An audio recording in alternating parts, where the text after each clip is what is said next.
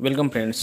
Tally की इस class में आज हम ये सीखेंगे कि लेजर को कैसे बनाते हैं, लेजर की डिफिनीशन क्या है और एक से अधिक लेजर हम बना के देखेंगे। और चैनल को सब्सक्राइब ज़रूर करें जिससे आपको टैली की अच्छे से नॉलेज हो पाए और टैली में आप एक अच्छा सा ज्ञान प्राप्त कर सकें। तो चलिए सीखते हैं। तो आइए अब हम लेजर की डिफिनीशन को हिंदी में समझ लेते हैं। लेजर होता क्या है?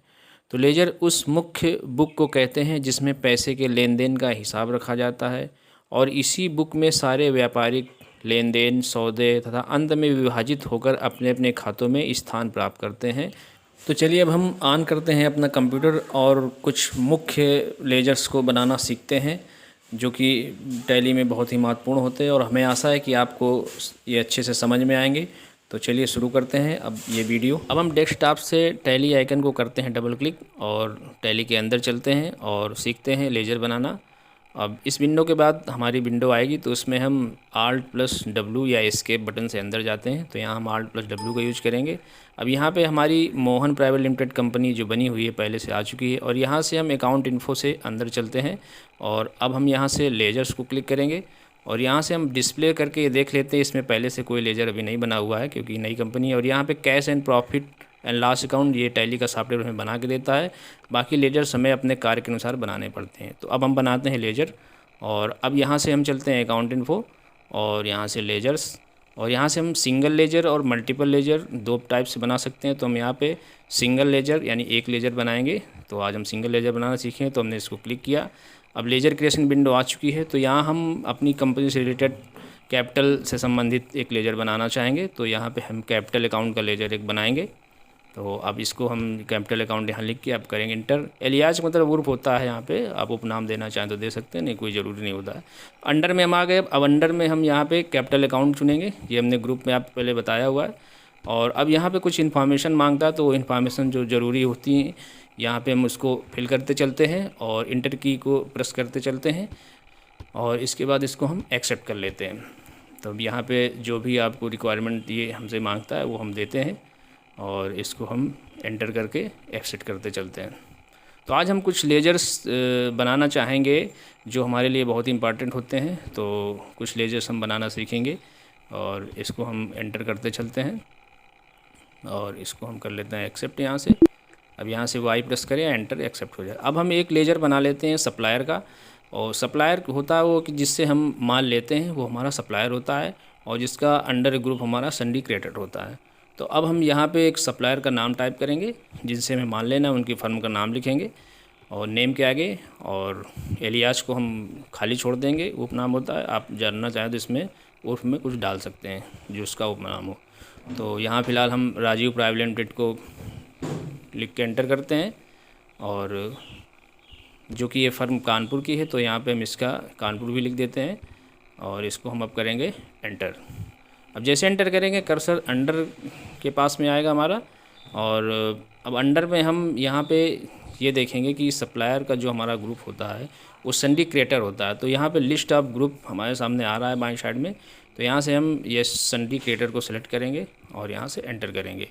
अब यहाँ से हमसे maintain balance bill bye bill, तो हम इसको यस रखेंगे और इसके बारे हम आगे बताएंगे। तो इसको हम अब एंटर करते चलेंगे। यहाँ पे हम इसका जो एड्रेस है वो यहाँ पे टाइप करेंगे कानपुर और यहाँ पे एड्रेस और भी डाला जा सकता है। तो कंट्री इंडिया और state Uttar Pradesh, pin code यानी जो रिक्वायरमेंट होगी वो हम यहाँ पे डालते जाएंगे। Contact, phone number, mobile, fax number, email और सारी चीज़ें हम यहाँ पे फिल करते चलेंगे। अभी इसमें जीएसटी को हमने ऑन नहीं किया इसलिए जीएसटी का ऑप्शन नहीं आ रहा है। तो यहाँ पे ये सारी चीज़ें फिल करते हुए हम आगे बढ़ते हैं और इसको एंटर करेंगे और मोबाइल नंबर यहाँ पे और फैक्स नंबर, ईमेल, वेबसाइट आदि चीज़ें हम फिल करते हुए चलेंगे और इसको कर लेंगे एक्सेप्ट। अब यहाँ से इसको हम एंटर करके एक्सेप्ट कर लेते हैं और अब एक लेजर हम और बना लेते हैं जो हमारे कस्टमर होगा जिसको हम माल बेचेंगे। तो हम इसके लिए नेम के आगे एक नाम टाइप करते हैं अपने कस्टमर का। तो यहाँ पे हम लिखते हैं गगन ट्रेडर्स, ये हमारा सप्लायर है। तो हमने इसको नेम के आगे टाइप किया और एलियाज को हम खाली छोड़ देंगे। गगन ट्रेडर्स कानपुर हमने टाइप किया, अब इसको हम खाली छोड़ देंगे।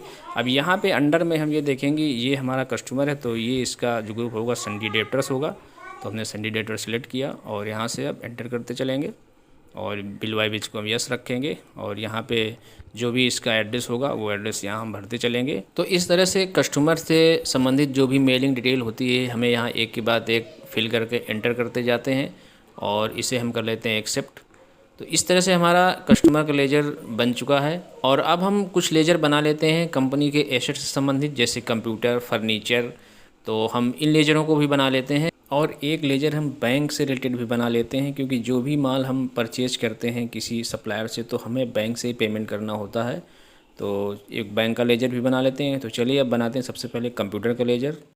अब यहाँ नेम के आगे हम लिखेंगे कंप्यूटर और इसको हम एंटर करेंगे, एलियाज खाली छोड़ देंगे और अंडर में हम इसको फिक्स एसेट रखेंगे क्योंकि ये हमारी संपत्ति बनेगा।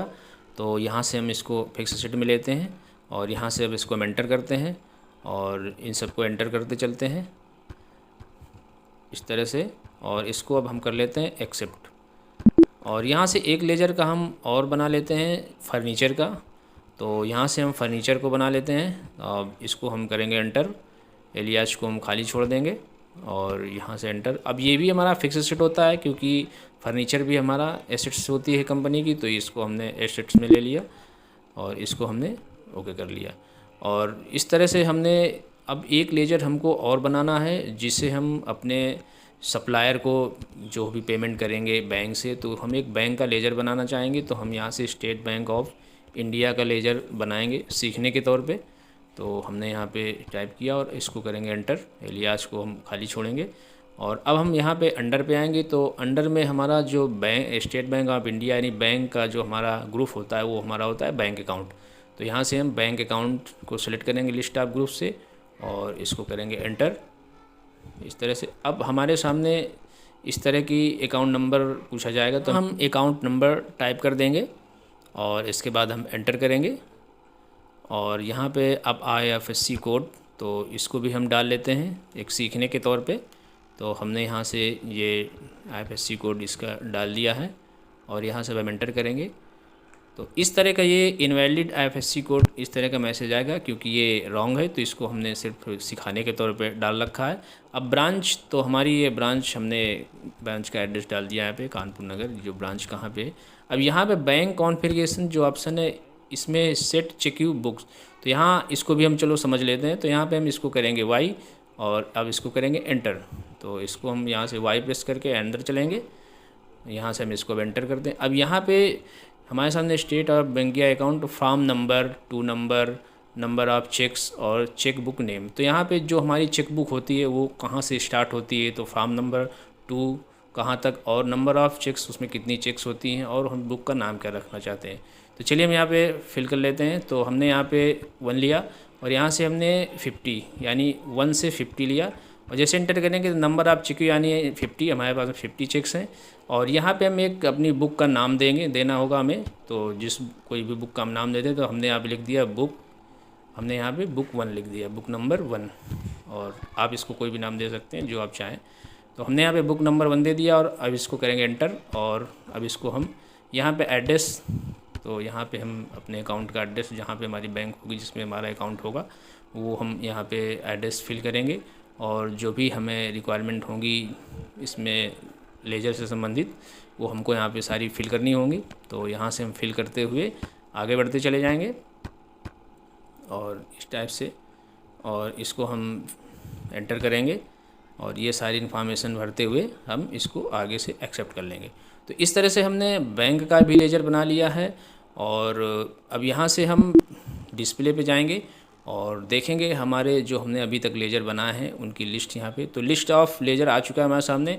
तो हमने कैपिटल अकाउंट का लेजर बनाया था वो भी दिख रहा है, कंप्यूटर का बनाया था, फर्नीचर का बनाया था, और हमने एक सप्लायर का गगन ट्रेडर्स कानपुर का बनाया था, और राजीव प्राइवेट लिमिटेड कानपुर हमने जो हमारा कस्टमर था, और स्टेट बैंक ऑफ इंडिया का लेजर हमने बनाया था। वो सारे हमें लिस्ट ऑफ लेजर में दिख रहे हैं। तो इस तरह से हमने लेजर बनाना सीखा और जो कि बहुत ही महत्वपूर्ण है टैली के लिए।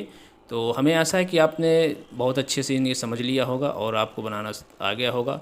और इसकी प्रैक्टिस आप कम से कम 2 या 3 बार करें तो ही आपको अच्छे से इसका नॉलेज हो पाएगा। तो फ्रेंड्स, चैनल को सब्सक्राइब जरूर करें, जिससे आपको टैली में स्टेप बाय स्टेप वीडियो मिलती रहे, आपको एक अच्छा सा नॉलेज टैली में प्राप्त हो सके।